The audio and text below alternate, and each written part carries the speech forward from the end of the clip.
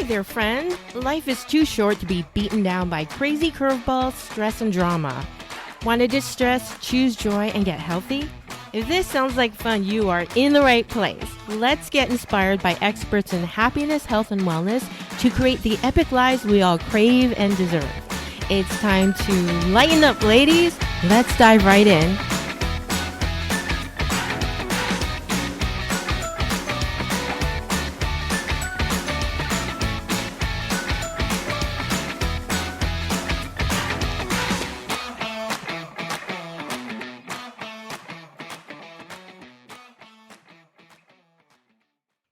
Hello, and welcome to episode number 20 of Lighten Up Ladies. And I think we'll agree that modern day life is not for sissies, especially if you're a high achieving woman.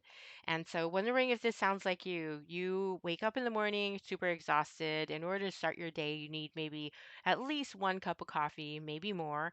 And then, when you start getting your energy up, you start crashing by 2 or 3 in the afternoon.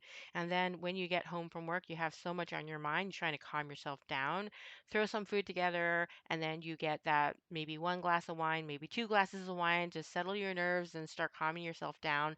Then, for some reason, you have a hard time getting to sleep. You get your second wind later on at nighttime. You get something, maybe melatonin or something to help you sleep. You wake up sometime around 2 or 3 in the morning, and then you have to get yourself back to sleep after you take a pee break. And then you wake up super exhausted just to start it all over again.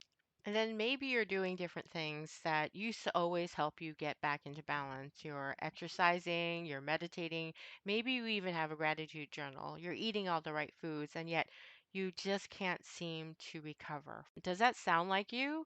And if so, you are not alone. And I also have your back because today's guest, Raewyn Guerrero, is an expert at helping high achieving women recover from burnout and live their best life. She also will share her own amazing story. She's a fellow functional diagnostic nutrition practitioner, and she also has a background in cognitive behavioral therapy and hypnotherapy. So she has that mind body connection down. And she will share with you how she recovered from burnout as a high achieving woman and how you can do the same. So let's dive right into the episode, and I will be back afterwards with some takeaways.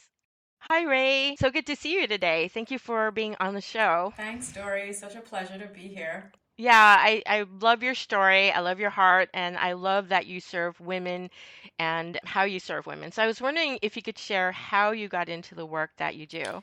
Yeah, great way to begin this story because I think so many people don't feel like they have a story that can actually that they can turn it around and impact other people's lives. But I have this mantra, it's called lemons to lemonade. So I had hit my rock bottom, but I managed to turn it around. I'm going to tell you a little bit about how that happened.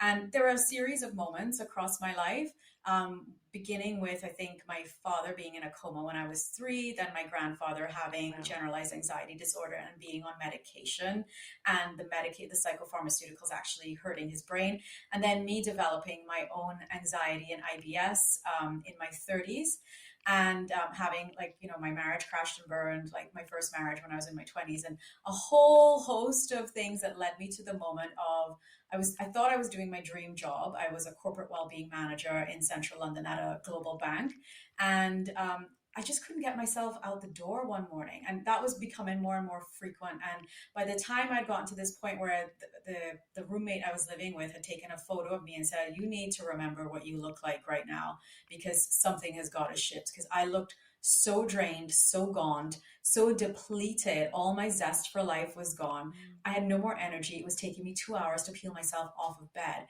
And I think that was my defining moment when I knew, like, I had to change my life. And at that point, I had been fairly into health because, like I said, I was running a corporate well-being program, but I thought I was doing all the right things. And I was very focused on that mind-body connection. I meditated a lot. I did a little bit of yoga. I used to run a lot, used to spin. But I really thought that if we got the mind okay, then the body would sort itself out, not realizing everything that I know now, which is what I try to help women to understand, because we all think that we could probably meditate or gratitude ourselves out of a bad situation. And it's just not the case because we're such complex beings. And it took me, I don't know, 10, 11 years to kind of get to this realization, and multiple specialists. I mean, every ologists known to man. I saw the endocrinologist, psychologist, urologist, gynecologist. Like I saw them all, and they didn't have any answers for me. And I was on this medical, what we call like the medical merry-go-round, kept going round and round and round. And everyone just kept saying, well, take this pill. I knew, like, I'm like, in my 30s, like, am I going to just be stuck on more and more medication as I get older? Because I'd seen what that had done to my grandfather. And I just thought, Yeah. long-term use of pharmaceuticals is not a good thing. Like they're designed to be used in short periods of time. So my wake-up call was when I realized like I have a pharmacy in my purse and this is not going to end well for me in my 30s. So I need to do something different. And that was sort of like the beginning of my journey into functional health. And I was really lucky because of the fact that I worked in a bank where we had an on-site GP, we had an on-site osteopath, we had to have everything on site. And the osteopath, she was actually an IFM trained. She's a DO, but she was trained in functional medicine, and she was the one who kind of like started waking me up to the fact that, oh, you might need to run some very specific labs to figure out what's going on with your IBS, because IBS is just this blanket diagnosis and it could be impacting your anxiety. And I'm like, what on earth does that have to do with, what does my gut have to do with my brain? And we got into the whole gut brain discussion, and that's how I became fascinated, fixated, all the words to like get like I just wanted to know everything about how what you eat and the integrity of your gut, how that would impact the way that your mood would show up and how you would show up in the world in terms of your energy levels and your outlook on life.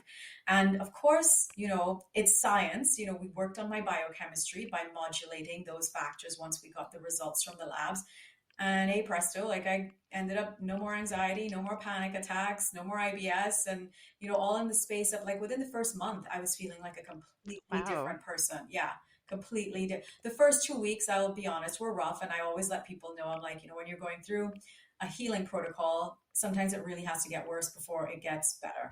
And that was kind of it. And I've seen that repeated with my clients as well. So Yes. I tend to be there for them very, very closely that first month. Like we meet regularly, like every week. We have a built-in chat feature. So when I work with them one-to-one, they get to chat with me to let me know, hey, this has changed, that's changed. I feel different in maybe not always in the best ways, just so that they know that they're supported and they're not doing this alone.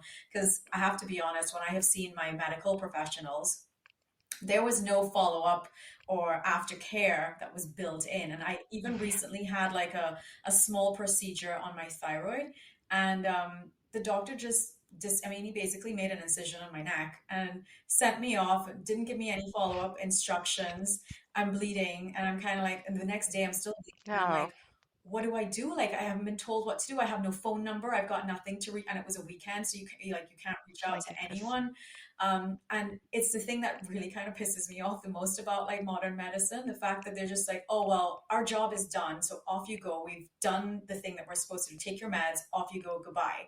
And people need more. Like you need more than that. You need support. You need reassurance that what you're going through isn't going to last forever. And, particularly like like I said, when my protocol and I began that in 2015, 2016, I started realizing like, oh my God, my stomach is really not doing well. Because you're introducing new herbs, new supplements, botanicals, all these different things trying to change your biochemistry. So obviously it's going to Hmm. get a little bumpy, right? Some people breeze through it.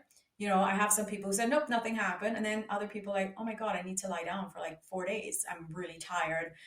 My sleep's been disrupted, but then it starts to level out and you start to feel good. You start to get energy because you're Hmm. rebalancing things. So, you know, in a nutshell, that was my story. Like I've been through the fire and now I've come out on the other side, and I am so impassioned and driven to make a difference for women who have been dismissed by their physicians, psychiatrists, coaches, even because they're like, well, we just can't help you. You're just depressed. Just keep taking your pills, or you're just anxious, or whatever it is, or just stay on the levothyroxine.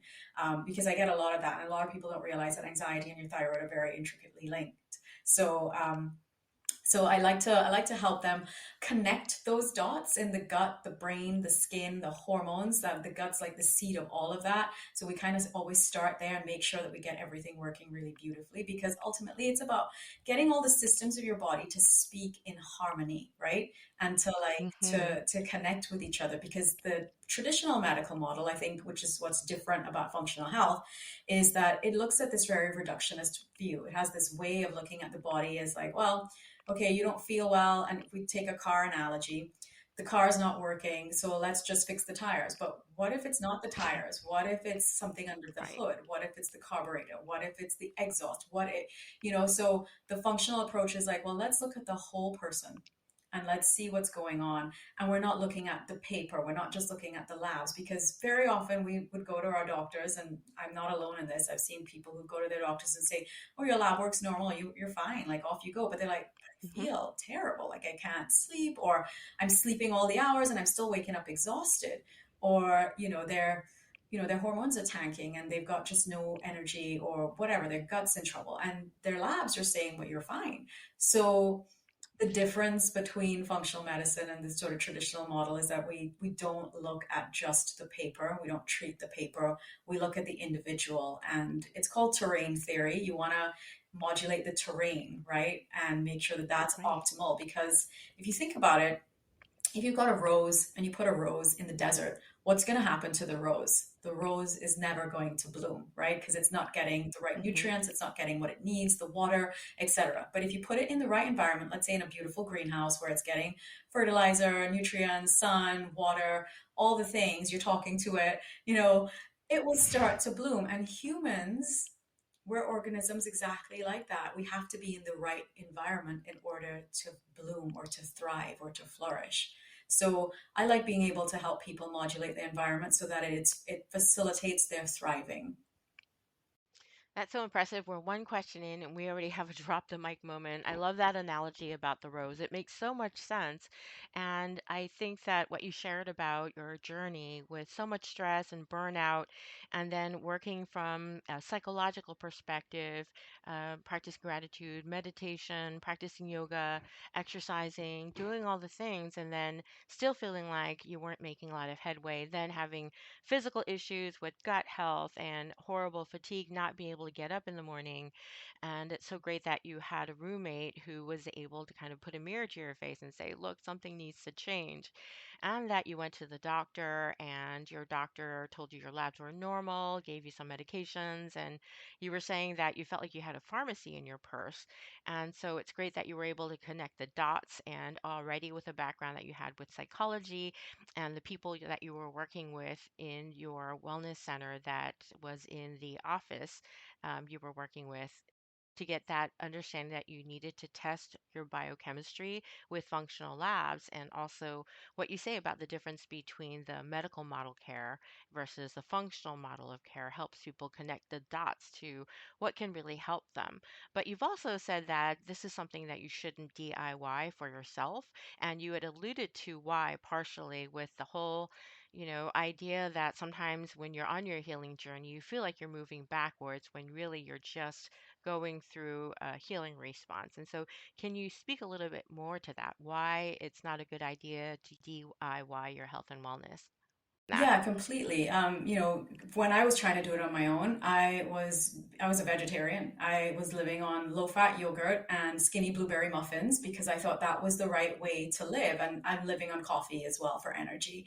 And I've seen very recently, I've had a client who, a biology teacher, taking all the best supplements that she's aware of. She's shopping from the health food store, taking, let's say, vitamin D, a couple other things that because she didn't have guidance on what was best, and still eating gluten and all these other things that we know are inflammatory and can cause a lot of health conditions, and experiencing things like joint pain, brain fog, crappy hormones all over in fact, with a medical diagnosis of Hashimoto's, and couldn't figure out, like, well, why are my joints hurt? And I'm like, well, when we did the hair test, we did the hair tissue mineral analysis test, and we saw that calcium levels that were being dumped through the hair were through the roof. They were like, I was like, okay, well, your calcium's not going into your bones, it's going into your soft tissue, and you're taking all this vitamin D, but are you taking it with K2? So not understanding. So that's a really simple, basic thing that people don't get, that certain supplements, you cannot take them in isolation, and that's why you need a practitioner. And you don't take them forever either. Like, you might not need vitamin D forever. You might only need it in winter.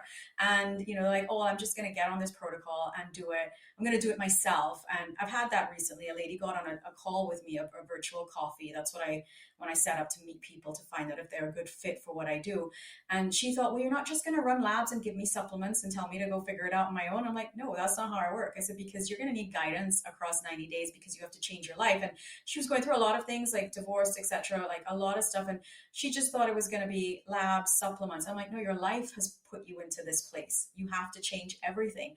And I know it sounds overwhelming to think about doing that right now, but that's why there's coaching built into what we do. The labs and the supplements and changing the food is one aspect, but if there are other aspects of your life that require your attention, because the stressors in your life might be causing you to overeat or to eat the wrong things, causing you to crave the cookies and the cakes, because what happens with stress, and this is one of my favorite things to talk about, blood sugar. When you've got that rise and that spike in cortisol, your blood sugar dips, and then the body is so desperate to get back into a balanced state to bring the blood sugar back to a good level. And that's why sometimes people get hangry, irritable, anxious, because their blood sugar has dropped because they're so stressed. And then they start craving cookies and donuts and pizza and all the things that help bring them back into home, what would be homeostasis, except they're, because that's just the body looking for chemicals. It's looking, well, what's the quickest source of sugar that I can get? Carbohydrates or sweets or whatever. So it goes straight for that. And you think, oh, I have no willpower. I'm like, no, it's not your willpower. It's literally like your chemicals. This is like a chemical reaction that's happening to you right now. And if we learn how to balance that, and if you learn to eat in a way that sorts that out, which is what I teach people how to do, in addition to all the labs and all those things. So it's very, very multifaceted. And that's why there's a guide, because trying to do this on your own will make your head hurt. Like people say that it's like, oh my God, I can't figure this out. I'm like, that's why you got me. Drop me a message. That's why I'm here, because I'm going to help you do it. And we're going to do it in steps. So it's not going to be like, I'm going to change my entire life today. Like, no, we've got 90 days, at least 90 days. For every year you've not felt great, give yourself a minimum of 90 days, right? Yeah, absolutely.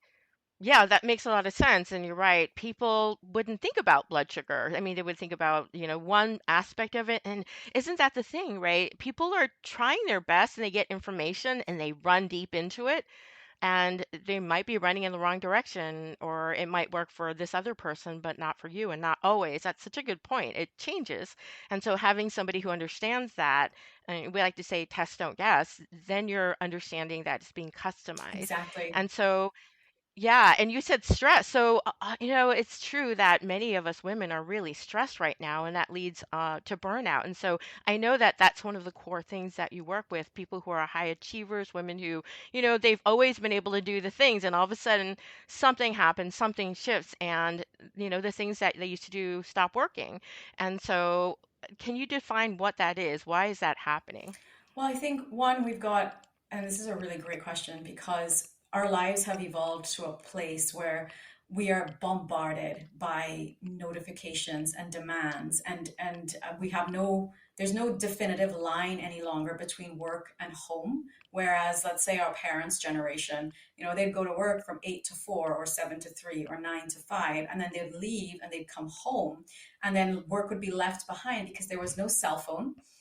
There was no constantly being connected, being pulled in multiple directions. And I actually do a talk on this on dopamine, and the impact of how this dysregulates your nervous system, how it disrupts your nervous system by having all of these notifications and all these calls. And it's called the biology of resilience, because there is obviously it's a biological component, and it's about your neurotransmitters. And the fact that everything that we use right now, like our smartphones, are not actually making us smarter, they're making us dumber, because we're so scattered, we can't focus.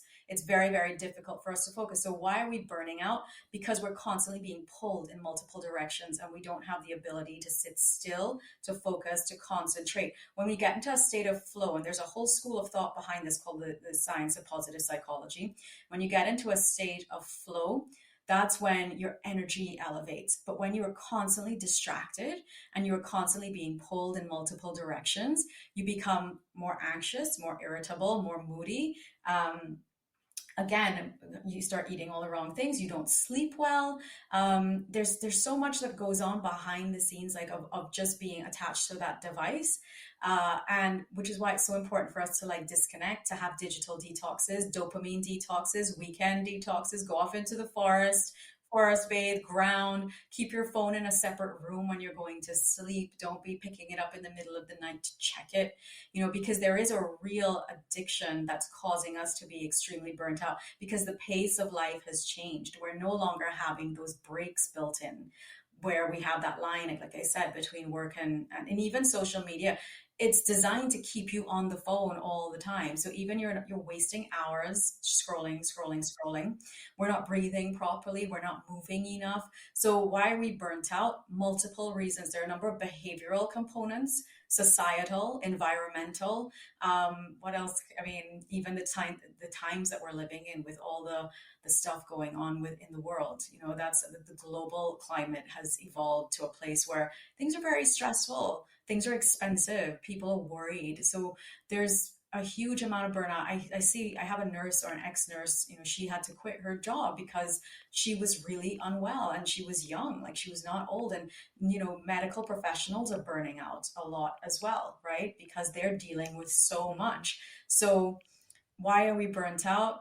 All the things, like literally, environmental, cultural, global, the psychological aspects of it, the things that are going on in our homes, the sandwich generation, the women who are looking after parents, looking after children, looking after husbands.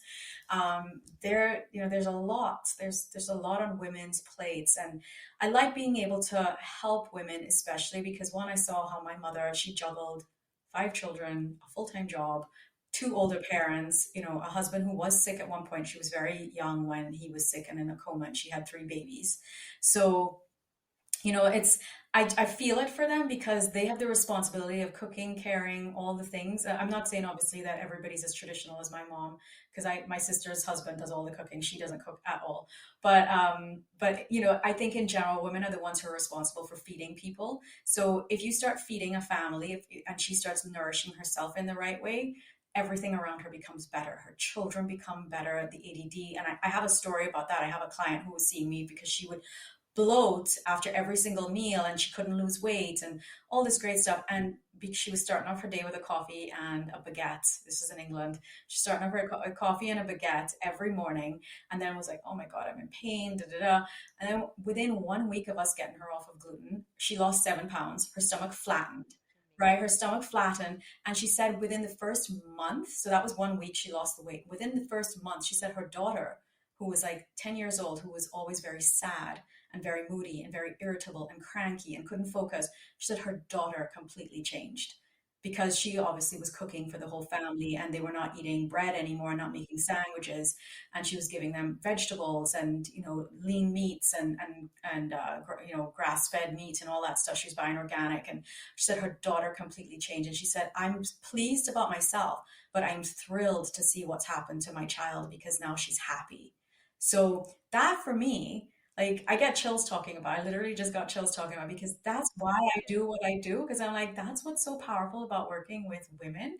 Because when they become better, everything else around them becomes better too. Right. You're impacting her and her family and generations. And so it's like such a big impact all around. So, Ray, what does it feel like to be burnout? How do you know that you're there?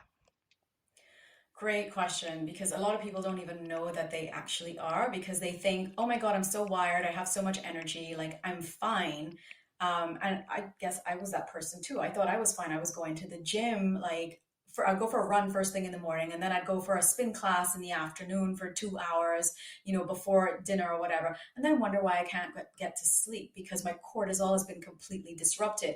And I see that happen over and over where women are like, okay, we have a coffee in the afternoon because we want to get through the rest of the hour. A Kit Kat, that would usually be the other thing. It's like something sweet, and then a coffee. And then by the time dinner or bedtime comes around, they're wired, they're awake. So that's a sign that your cortisol is not doing well. Like you don't have the natural rhythm of your cortisol curve, which is it's supposed to peak in the morning and then taper off in the afternoon so that you can have melatonin rising. So When you are wired in the evening, that means your melatonin stores are not where they're supposed to be, and that your cortisol is elevated, which it's not supposed to be either. So that's probably one of your big clues to look out for. If you are wired in the evening, your brain's whizzing around before you get to bed, and you can't actually get to bed, or you're waking up at 3 o'clock in the morning. That's another big clue. The 3 a.m. wake up or the 2 a.m. wake up, whatever it is, that's a huge sign that there's a cortisol dysregulation pattern, and that something's going on with your, and when I say hormones, by the way, I'm referring to all hormones. So not just metabolic hormones or stress hormones. I'm also talking about sex hormones, thyroid hormones. So metabolic hormones would be things like your leptin, your ghrelin, your insulin, right? Insulin, everybody knows it's about blood sugar. And then your stress hormones, it's adrenaline, cortisol, right? And then you've also got sex hormones, progesterone, testosterone, estrogen. And if one of those like different, if we're gonna think about them as like the legs of a stool, one of those legs of the stool are out of balance. So if you think about how a stool, if one's falling over, the rest of them are going to fall over. And I guess that's again the difference between the medical model and the functional model, because it'll be like, oh, you need, I don't know, let's say levothyroxine because your thyroid's out of whack. We're like, well, what about all the other things that are going to be out of whack because of the hormones, right? And what's causing the thyroid to be out of whack? And a lot of people don't realize is that getting a TSH score, like just doing, when people say, I've had a full thyroid panel, usually they've just done something called just getting their TSH looked at. And the TSH is actually produced in your pituitary gland. It's not a thyroid hormone. So that's something that normal people don't know, and doctors don't tell them that either. So TSH is not really a good indicator of thyroid health. And another very funny story, well, sad story, not funny. I had a client who was told her thyroid was normal, but her TSH was at a 4. And in functional health, we want to see TSH at like a 1, 1.5, maybe 2. So she was hypothyroid, had been struggling to get pregnant. Her period had disappeared when she came. So these are all clues again, back to like, what are the signs that your body is not working and you're burnt out? Your period disappearing, or you're having super heavy ones, things that are just not. And again, we've been told that, oh, women having heavy periods, that's normal. Taking 3 days out, having a headache, that's normal. Not normal. Common, not normal. Very common, but absolutely not normal. Normal is when it shows up, there's no sort of drippiness before, because sometimes people will spot for a few days. That's not a good sign. That's a sign that your progesterone is very, very low. Your estrogen's too high. So these are all little signs and symptoms or clues. They're clues that your body could be working better, and that if you worked with someone to actually figure out why it's doing what it's doing, you could fix it, and you could get it to a place where you have invisible periods where they just show up and they disappear, and there's no pain and there's no headaches and there's no sore backs, sore boobs, no clotting. Wouldn't that be nice? And I grew up, unfortunately, I think I was 14 when I got my period, and it was a mess because I had been on multiple courses of antibiotics as a young child. So my gut was completely wiped out. So I didn't, and a lot of your hormones are produced in your gut. And obviously I didn't know that back then. So I just lived on ibuprofen. I'd be on 800, 1600 milligrams of Motrin for years, every month, right? Because if I didn't, I'd be so sick, I'd throw up. And I think there are a lot of people who think that that's okay. Like, oh, I'm just going to have to lie in a dark room for a couple of days, or oh, I'm just going to take tons of painkillers every single month. And that's not a great thing. These are our clues. When your cycle is probably one of your biggest clues. Another sign that you might be burnt out, one of my favorites, if you're not pooping every day, twice a day, right? Peeing, pooping, perspiring, period, your 4 Ps. You got to make sure that those are all working, because that's basically your body's elimination system. And if you are not eliminating regularly, that's a big, big sign that things are like toxins are recirculating. And we don't want that, because then that will lead to the brain fog. That will lead to the exhaustion. That will lead to the mood imbalances. That will lead to weight that's difficult to shift, right? You're not metabolically healthy if you're not peeing, pooping, perspiring. So drinking enough water is a big part of that too. I could go on and on about this, by the way, but I'm going to stop. You can cut me off here. So the clues are your 4 Ps, you're peeing and pooping, perspiring, your period. That's 4 Ps for women. And if you're waking up at 3 o'clock in the morning, and if you're struggling to get to sleep and you're just sort of like tired but wired. So I think those are some pretty simple things that you can pay attention to. Yeah, fantastic. I know I've checked all the boxes in my lifetime, for long periods We of all time. have. So yeah, yeah, your body's always talking to you and giving you clues. And like Ray's saying, it all kind of comes together. Finding a person who's always asking why and not looking at one aspect of it. The person who addresses it in a more holistic manner is the one that's going to be able to really help. People are sort of like that lobster in boiling water. You kind of like one thing leads to another. One of the things you said is we're not even in the habitat that we're designed to be in now because of the modern day life. But if you can help people self-identify, because I suspect a lot of people are experiencing burnout, but not really identifying with that. So can you kind of share what that looks like or what kinds of people are showing up to seek help from you? Yeah. Well, I just mentioned I have a biology teacher. I have an ex-nurse who had to retire early because she completely burnt out. I had the CFO of a startup. I actually had the CEO of Unilever for Europe. So she worked with me. So those, and again, these are people whose hormones, like straight away, they know like my hormones are not doing well. Something's up with my hormones. And usually once I get them through the first sort of screening process, we see that the gut's not doing well either. Like they're not digesting food, they're not absorbing food, right? So, because it's one thing to be eating really great food, but if you cannot absorb it, that's a whole other game. So, nutrition is one part of the puzzle. And that's why I like saying, like, we have to do labs. There is no point doing any of this unless we do the lab work because we need to see what's the integrity of your gut lining like. Do you have the right enzymes to break down your food? Do you have the right immune, is the mucosal barrier okay? Like all these things are such big things that other people don't really know because they think, well, I eat healthy. And if I had a penny for every time someone said that, I'd be a billionaire. Like, but I eat healthy. I'm like, yeah, that's great. But healthy for whom? First question.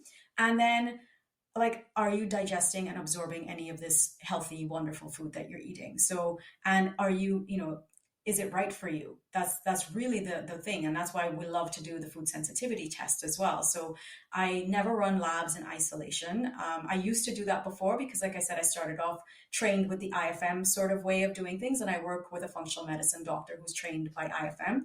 So we used to do one lab at a time, but since doing FDN, and for people who don't know, functional diagnostic nutrition, you have to run all the labs at the same time because then that way you're not looking for an intruder in only one room of your house.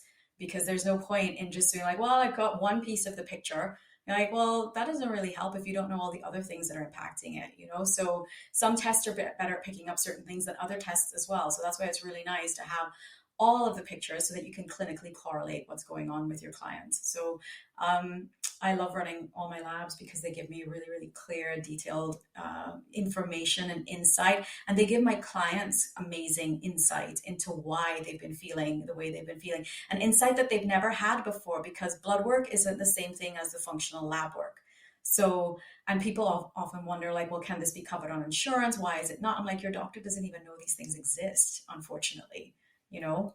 So that's why it's not covered on insurance. It's cutting edge. And insurance, if you have to think about the origin of that word, it's to insure you against if when something goes wrong, right? So you're paying into it for if you break a leg or if you get a heart attack, right? So then you can be treated. But it doesn't necessarily, it's not preventative, it's not proactive. And that's what's so beautiful about what we do because you can see things before they become real problems and you can deal with them. So that's, if you're going to ask me what's the difference between functional health and conventional health, that would be probably the main thing. Like we're predictive, we're more proactive than being reactive. And that's what insurance is for, being reactive. Yeah, you touched upon it, but can you share with the listeners what the difference, like why do doctors not know about this? Like why is it not on their radar for? Well, they're not trained in nutrition for a start, right? And they're looking for dis-ease, right? They're looking for full-blown dis-ease, something that they can code to it, something they can create an insurance code to, and then they can match a prescription to it as well. So, and you have to remember that, hospitals and things are funded, hospitals, universities, they're funded by pharmaceuticals, right? So pharmaceutical companies have a vested interest in getting doctors to prescribe their products. So that's why doctors don't know about being proactive because they know how to treat symptoms. And that's what they do. They help you manage symptoms, but they don't necessarily help you heal or reverse things. Now, again, if I've broken a leg, I'm not going to go see a functional medicine practitioner, right? I'm going to go to an ER and get a scan straight away. And that's what they're there for it's like that's what they're for, emergency medicine, right? If you need open heart surgery, don't go to your functional medicine practitioner, you're going to go to a surgeon. But if you need chronic lifestyle conditions being reversed and to be addressed, and for someone to spend time with you more than 10 minutes, you can see your functional medicine person, because that's what we're here for. We're here to help you change your lifestyle. Whereas doctors will save your life, the functional medicine person will help you change your life. Yeah, that makes a lot of sense. If something breaks or something needs immediate attention, Mhm. but if they say, here's a medication and it's going to be for life, that's your cue to look for someone like you. So, can you help the listeners walk through what it feels like to work with you? What makes how you work different? Oh, that's a good question. Well, I've been told by some of my clients that they said I don't treat them like a gut on legs, which I thought was hilarious. She's like, I treat you treat us like we're real people and we're not just guts on legs, and that I really care and I do give a lot of time. So I've got like I've created an ecosystem actually. So we have got like the one-to-ones, I've got the group program, and then there's also like a hybrid version of that where you have one-to-ones alongside the group, so that you have a touch point every single week where you see me physically. Then you also have audio, video, hypnosis, all the cool things to help you reprogram your mindset, in addition to the diet, rest, exercise, stress reduction, and supplements. That's part of the functional diagnostic framework. So, and the stress reduction is a big part of it, because I think people don't necessarily understand either that stress is not just what you perceive and think about, but also your hidden stressors. We were talking about that, the biochemical aspects of stress are really important to pay attention to. And that's why we go looking for them, because someone could say, well, I don't feel stressed. I'm like, yeah, but, and I actually had a manager who was like this. She said, well, I've never gotten stressed, but she was overweight and she was smoking. So I'm like, well, um, you might not feel stressed, but you are behaving in a way, and there's obviously some stress going on here. And of course, the nicotine is definitely a stressor because it's toxic and tar. So you're putting stressors on your body, and obviously that's going to do things and change your biochemistry in a way that's obviously not beneficial, right? So looking for internal stressors alongside the external stressors, as well as the psychological stressors. And, we call it the biochemical, the psycho-emotional, and then the environmental. Those are like the three areas of stress that we will focus on reducing. So food could be part of that, because that's, part of your biochemical, and it's also external. But environmental could be things like, are you living in a toxic house? Like, is there mold?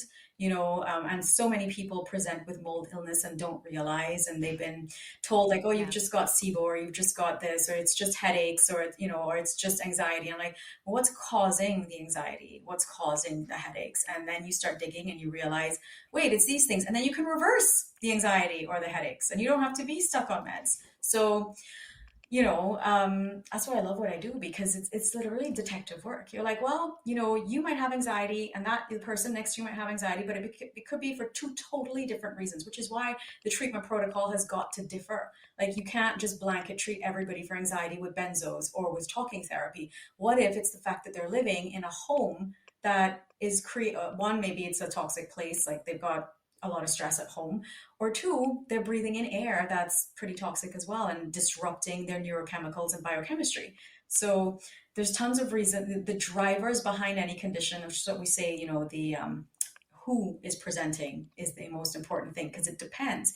Your treatment protocol is going to depend on who is in front of you and what's going on in their lives. Oh, yes, absolutely. And I love your approach and your heart, because you're going to hold the person's hand through it. I know that this sounds like a lot and there are a lot of moving parts, and there are, but you have the best of the mind connection, the psychology, and all of that aspect of it, managing stress on the emotional level, and also you bring the biochemistry in it. And I think that just seeing all of that, it's in its entirety, and also being present and holding that person's hand, because it's true, we only get 10 minutes in the doctor's office because it is a business. I mean, we're all businesses, but it's they've got to meet quotas and those kinds of things. So the medical model has, its zone of genius in acute care, but then with those of you, I mean, the women that you're working with, they're busy, they're high achievers, they don't have time to dig deep into this stuff, but you're a high achiever too, and you're always curious and open-minded. So you're able to be that other part, that partner, to be able to help them through their healing journey in a way that's unique to them. So that's really amazing.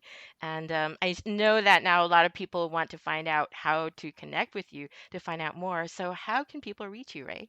Thank you. So you can find me on well-works.co. And I would love if people took my burnout assessment. It's called, like, find out how crispy you are. And obviously there are some tips on, wherever you score on that, it's a burnout meter. Wherever you score on it, it will give you guidance on what you need to do in order to change that. So well-works.co. Perfect. And I'll put that into the show notes. And it was so fun talking to you. You're just a wealth of information. And Thanks, I always Joey. learn something when I listen to you talk. So thank you so much. I appreciate you. I appreciate you too. Thank you for saying that. I really love doing this and I love what you're doing. So please keep doing it. We need more. Thank you. Wasn't that a fun interview? Ray is so full of knowledge and she has so much information to share that makes my part easy because I just get to ask one question and a lot of really great pearls of wisdom come out. And you can tell that she's super passionate about helping women get out from burnout. And it's so needed right now. She was mentioning a lot of the reasons why we're all experiencing burnout, not just women, but especially women who are taking care of other people and doing all the things. They're working, they're probably in the sandwich generation, caring for their aging parents and their kids, and super busy. And we're in this weird stage right now worldwide. And so, so many reasons for burnout in particular that we are bombarded with technology. We are not getting out in nature. We're not staying hydrated. We're not moving enough or over moving or just a lot of chronic stressors, the technology with the constant notifications and not having the ability to take a pause. And so, so many reasons why we're in a state of burnout. And also, she talks about the psychological aspects of stress, but then there's also the physiological aspects, your biochemistry. So that comes from imbalances in hormones, your immune system, digestion, it doesn't matter what you eat, like Ray was saying, it's really what you can absorb and use as well. And that the medical model, they are there to save lives. And so there's definitely a need for the medical model of care, but they are not nutritionists. I've read somewhere a statistic of they have less than 20 hours of nutrition, if at all, in 4 years of medical school, and it's an elective. And so they are not nutritionists. And nutrition is such a powerful way of building health and wellness. And so it's definitely a gap in medicine. So it's functional medicine really bridges the gap in our medical care system. And that's where functional practitioners like Ray come in. And one of the other things that she points out is that it's really dangerous to DIY your way through health and wellness, especially if it's an acute chronic health condition, because there are so many moving parts, as she pointed out, with the hormones, immune, digestion, detox. All of those systems need to be checked because there's a weak link somewhere in that group of different functions that your body is trying to accomplish, and it's probably more than one.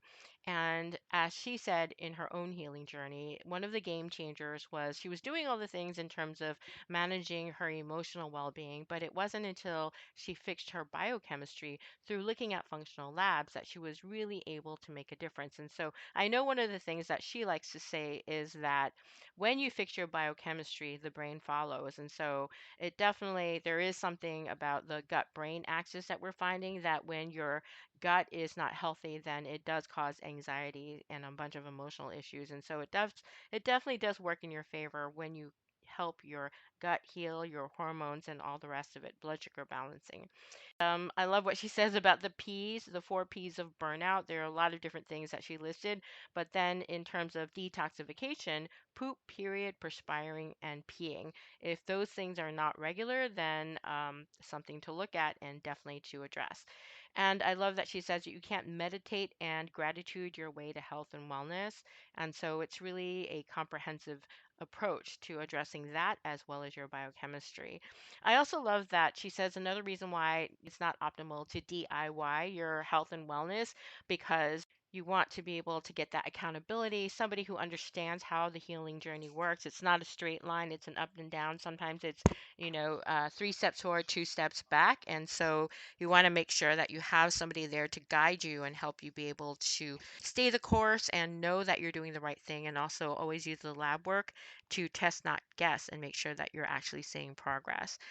And so I encourage you to visit her website, well-works.co. She's about to launch a group program around the time of the launch of this podcast episode. So please go visit her there and also take her burnout quiz. See where you are. How crispy are you in your level of burnout? And that would be something that would be a great starting point to understand where you are and maybe if it's a good idea to sign up and book a call with Ray or maybe sign up for her group program. So I hope this is super helpful and I hope that you take action on some of the great advice that Ray shared. And until then, lighten up, ladies.